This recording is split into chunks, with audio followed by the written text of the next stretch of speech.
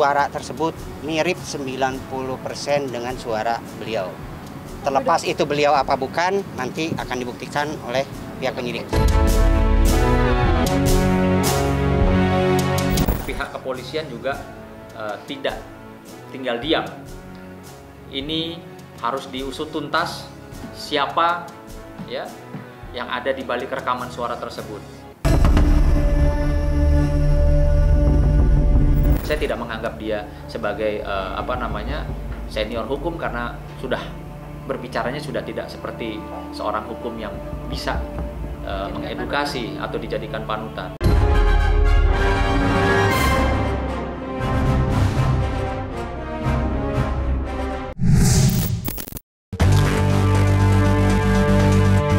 Dr. Richard Lee akhir-akhir ini namanya tengah menjadi sorotan. Bagaimana tidak, belum selesai berurusan dengan sejumlah pihak setelah dilaporkan ke pihak kepolisian terkait video pencurian yang terjadi di klinik kecantikannya yang diduga direkayasa. Kini dokter spesialis kecantikan itu kembali dilaporkan ke pihak berwenang. Lantaran diduga telah merendahkan marwah institusi kepolisian usai rekaman suaranya atau voice note yang diduga mirip suara Richard Lee tersebar luas di media sosial. Tidak main-main, pengacara sekaliber Sunan Kalijaga turut mendampingi pelapor. Tidak bisa dipungkiri, beredarnya suara rekaman yang diduga suara Dr. Richard Lee telah menimbulkan gelombang reaksi dari berbagai pihak hingga menempuh jalur hukum.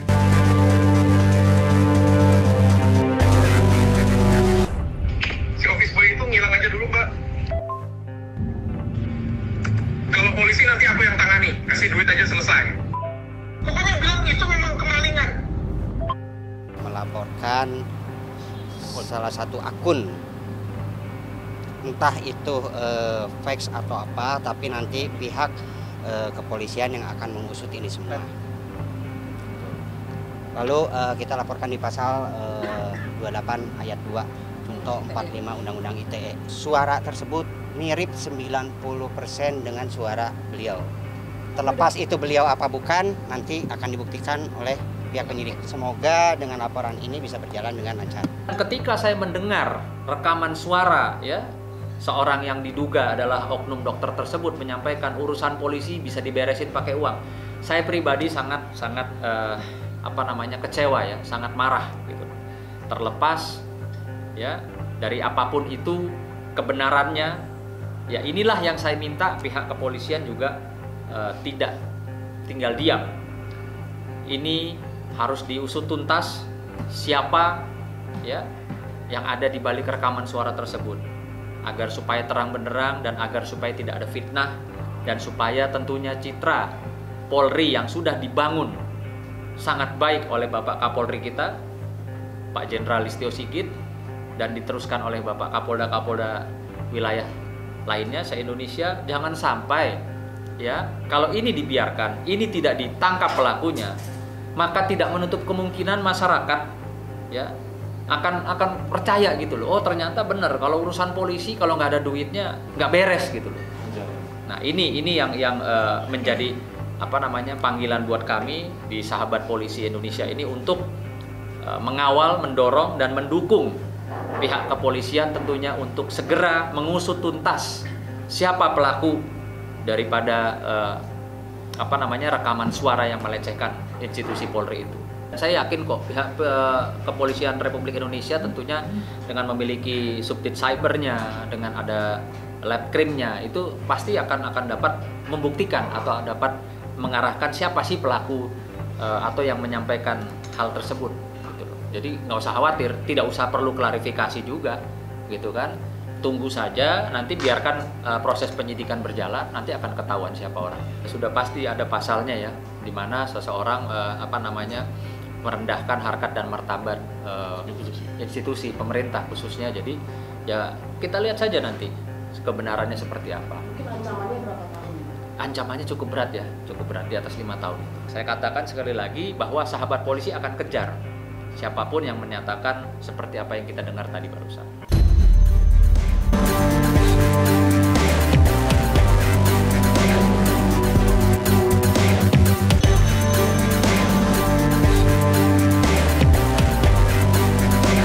Permasalahan yang sedang dihadapi Richard Lee kini menyeret dua pengacara lintas generasi saling berhadapan. Tidak lain dan tidak bukan yakni pengacara senior Hotman Paris yang dengan tegas membela Dr. Richard Lee. Di sisi lain, pengacara muda Sunan Kalijaga berada di pihak yang melaporkan Richard Lee. Dan baru-baru ini, Sunan Kalijaga menyerang Hotman Paris yang menurutnya tidak memberi pendidikan hukum yang baik sebagai pengacara senior. Sentilan Sunan Kalijaga terhadap Hotman diyakini akan menambah panas permasalahan yang sedang dialami Richard Lee saat ini. Ya komentar dia, ya di mana kerusuhannya katanya, itu kan hanya marketing. Terkait kasus itu saya ingin menyampaikan ya kepada partnernya oknum dokter tersebut yang kebetulan menjadi pengacara senior, ya coba tolonglah edukasi masyarakat, edukasi kami juniornya, advokat-advokat muda ini dengan baik dan benar. Jangan karena itu oknum dokter tersebut partner bisnisnya atau kawan dekatnya terus langsung membela tanpa harus mempertimbangkan segala sesuatu dari sisi hukum gitu loh. Saya melihat ada dari media juga wawancara ditanya bagaimana tanggapannya, dia bilang pengacara senior itu bilang ini bukan peristiwa pidana. Oke, kalau di orang seperti dia saja menganggap ini bukan peristiwa pidana, artinya besok atau lusa ketika ya masyarakat membuat sesuatu konten, membuat sesuatu strategi marketing dengan cara-cara persis seperti apa yang dilakukan oleh oknum dokter ini, siapa yang mau tanggung jawab? Merepotkan polisi nanti pura-pura diperkosa lah, pura-pura kemalingan lah, pura-pura kerampokan lah. Siapa yang mau bertanggung jawab? Ya. Dan yang pasti kan ini merugikan. Ya. Kita kembali lagi deh bicara mengenai apa yang terjadi di Sumatera Barat di Kota Padang. Itu jelas membuat masyarakat Kota Padang tercemar, membuat image kota tersebut tidak aman. Ya. Padahal itu semua hanya settingan konten marketing. Yang lagi-lagi katanya si pengacara senior itu tidak ada pidananya, itu kan hanya konten marketing. Nah, ini yang sangat saya sayangkan ya. Sekiranya pun itu tidak benar ada pencurian, itu bukan tidak pidana. Karena pasal 28 ayat 3 Undang-Undang ITE mengatakan konten bohong itu menjadi tindak pidana kalau berakibat menimbulkan kerusuhan di masyarakat. Ini kan tidak ada kerusuhan. Dan si OB-nya itu kan tidak keberatan, tidak melakukan laporan. Jadi itu. Dan lagi pula, coba konten yang beredar di masyarakat, saya yakin 70% adalah rekayasa. Jadi itu bukan tindak pidana, itu nggak ada unsur pidana dipenuhi. Jadi ada anggota masyarakat melaporkan pasal 28 ayat 3 Undang-Undang ITE. Pasal 28 Undang-Undang ITE mengatakan apabila ada konten informasi elektronik bohong yang menimbulkan kerusuhan di masyarakat, itulah yang namanya tindak pidana. Kalau ini kan tidak ada kerusuhan, OB-nya itu tidak marah kok. Itu bukan tindak pidana. Tapi memang secara sosiologi mungkin bisa disalahkan. Tapi secara hukum pidana itu nggak termasuk pelanggaran Undang-Undang ITE. Saya tidak menganggap dia sebagai senior hukum karena sudah berbicaranya sudah tidak seperti seorang hukum yang bisa mengedukasi atau dijadikan panutan. Jadi menurut masyarakat nanti tentunya akan menjadi bingung gitu. Oh berarti boleh nih kita pura-pura dibegal, lapor polisi gitu ya, atau pura-pura mengalami sesuatu tindakan kejahatan terus dia live mungkin di TikTok, live atau di Instagram ya, seolah-olah dia jadi korban. Ini kan bisa menjadi presiden buruk. Polisi kan menerima laporan, ya wajib menerima laporan dong. Tapi kalau secara hukum pidana itu bukan tindak pidana. Tidak ada akibat apapun. Makanya saya mau tanya deh, apa yang saya yang kurang belajar? Apa memang pengacara senior itu yang membela rekannya itu secara secara sepihak? Karena buat saya, seseorang membuat berita palsu yang mendatangkan kegaduhan, ya, membuat merugikan orang, ya merepotkan institusi Polri, kok itu dibilang hal yang biasa saja gitu loh, kayak apa ya, dianggap lumrah gitu loh. Nah ini yang sangat saya sayangkan.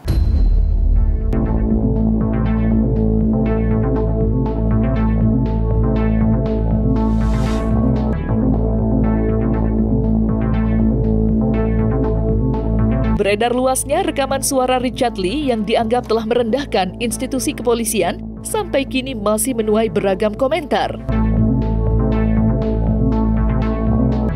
Sebelumnya, Dr. Richard Lee membantah jika suara tersebut fake yang dilakukan oleh oknum dengan bantuan Artificial Intelligence atau AI.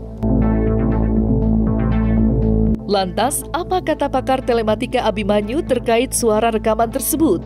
Apakah benar suara Dr. Richard Lee sendiri atau hanya rekayasa yang dibuat oleh oknum untuk menjatuhkan Richard Lee? AI itu hanya menyamakan suatu vokal saja. AI tidak bisa menyamakan dialektika, AI tidak bisa menyamakan suatu kebiasaan, habit, AI tidak bisa menyamakan suatu ambient, AI belum juga menyamakan suatu suatu kebiasaan, kekayaan vocabulary dari seseorang, itu nggak bisa. Jadi AI bisa aja ngomong terlalu lengkap, sementara kalau yang bersangkutan dibilang nada dia nggak seperti itu. Ada orang menawarkan kalau mau makan, umpamanya gitu, atau kamu udah makan. Nah, ada orang yang memang nanyanya kamu udah makan berarti nanti dia mau ngajak makan, tapi ada yang ngajaknya langsung mau makan, nggak peduli udah makan atau belum makan, dia mengajak. Nah, tinggal perlu dilihat sekarang seorang yang bersangkutan yang lagi ditiru dengan AI ini kebiasaannya seperti apa, atau saat dia tensing, saat dia tekanan tinggi, itu nadanya seperti apa. Nah, nada itu yang diupayakan itu dicari ungkapannya, kemudian nanti diperiksa dengan konten yang ada.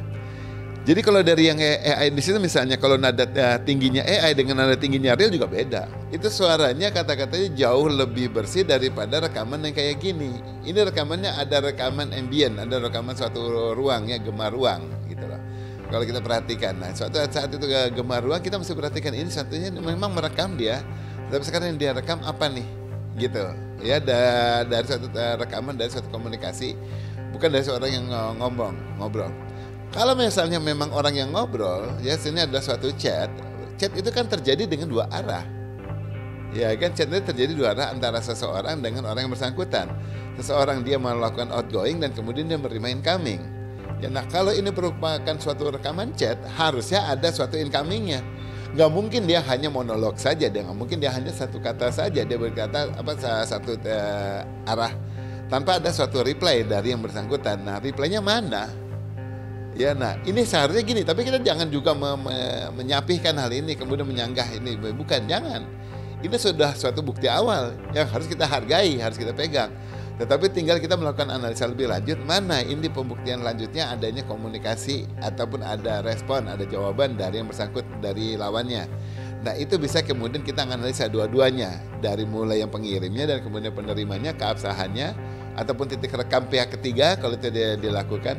Nah baru itu dikembangkan lebih lanjut, akhirnya langsung bisa kita formulasikan mengenai keabsahan area rekaman, baru perekamannya ya, belum terhadap pada konteksnya.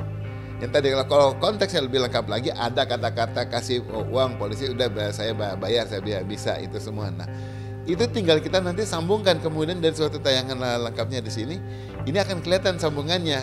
Kenapa dia mengatakan itu kan suatu potongan nih. Nanti polisi saya yang lakukan. Nah kata-kata itu kenapa nih? Atas suatu respon apa? Ini yang perlu dilakukan. Sekali lagi bahwa yang kayak gini jangan disapi, jangan disanggah kemudian ini udah bukan, jangan terlalu buru-buru kalau mau menyanggah, ya sangat tidak valid karena ini udah suatu bukti yang lumayan baik, tetapi perlu pengungkapan lebih lanjut untuk mengangkat isu ini, untuk melakukan pembuktian yang lebih tinggi, yang lebih komprehensif.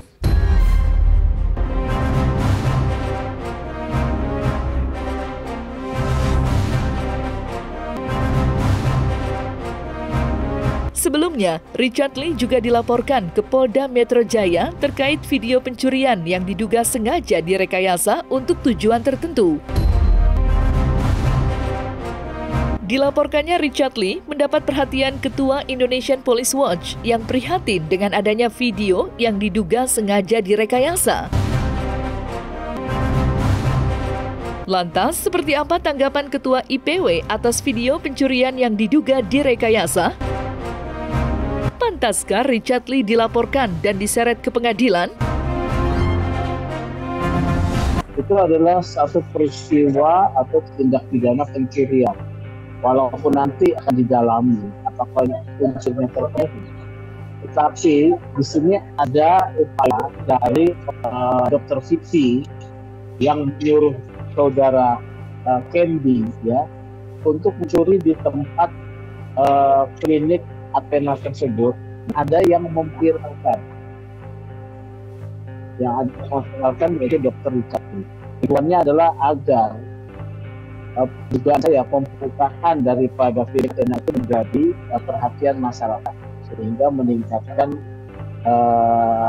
popularitas dari klinik kecantikan Athena tersebut. IPW mendapatkan rekaman yang terpotong-potong, yang suaranya mirip dengan suara seseorang yang diduga Richard, yang suaranya mirip, yang mengatakan bahwa ia bisa mengatur perkara tersebut dengan memberikan polisi sejumlah uang.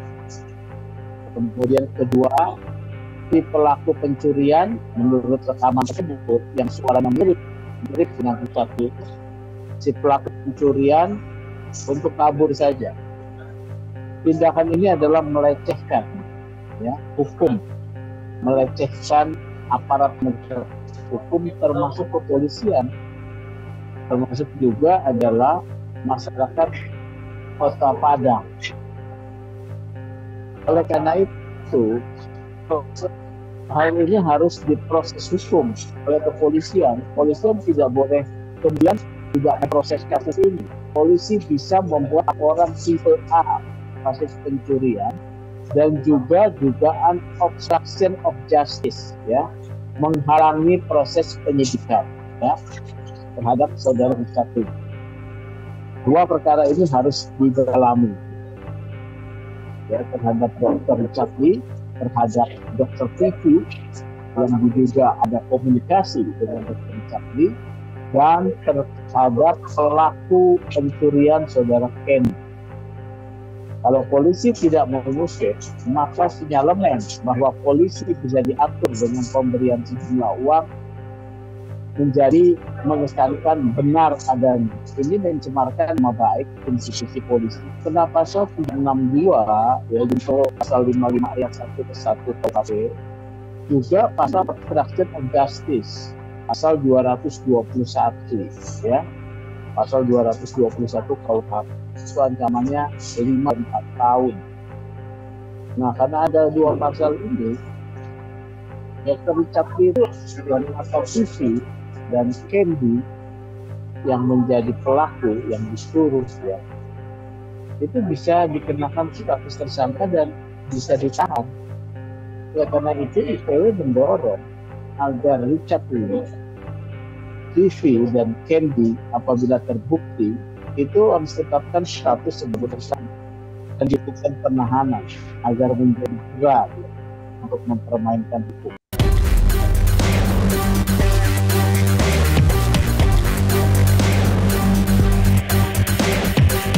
Nah, selesai sudah Cumi Lovers, saksikan terus Cumi Camp In-Depth, kabar lengkap, mendalam, dan akurat dari narasumber terpercaya.